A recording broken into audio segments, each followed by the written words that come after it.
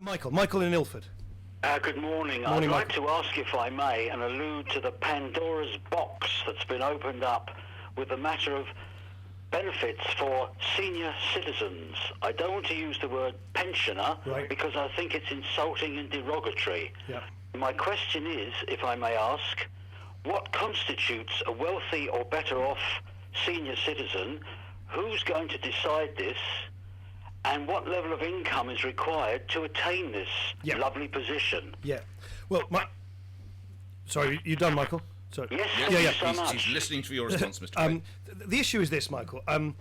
We've made, as you know, big, controversial, difficult decisions, ones that I support because I think we do need to make work pay. We do need to get on top of the welfare budget to the welfare budget as a whole. It represents roughly a third, if you put pensions and budget and welfare together, of everything we spend as a country in terms of public spending. So we've done a lot of that. Billions and billions of pounds have been saved.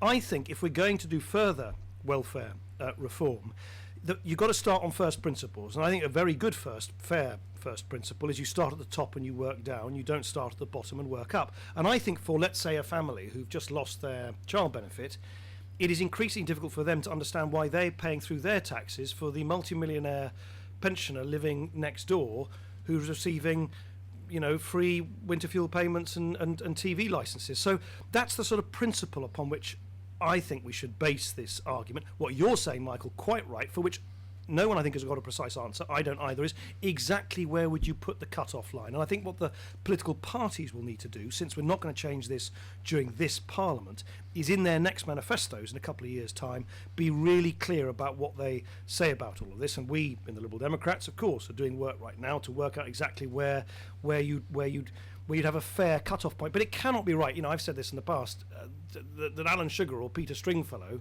people who simply don't need benefits paid for by taxpayers on much lower incomes, it just doesn't make sense when money is scarce to continue to have a system like that. What about your dad? Yeah, be a good example. Has he given the money back? He hasn't given it back, but he's saying, I've certainly met a lot of people. But have you spoken to him? Would you urge your I'm dad? not going. It's incredibly unfair on my dad to start dragging my dad into the I've- show. I've heard Get about it your if you want my He's dad. robust enough to he's look a very after robust himself, figure. Mr. Clegg. I've heard about your Clegg dad. Senior is not shy in coming forward with his own views, but maybe you should invite him onto the show yourself. No, but look, what I'm saying is people.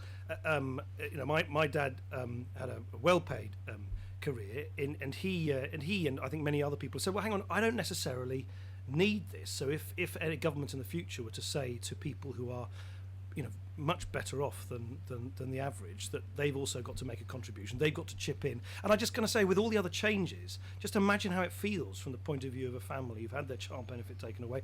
Why should their money, their taxpayer money, being spent on Alan Sugar's bus pass? Okay, so Dad should give it back. You keep wanting to drag my dad in it. Leave my dad out of it.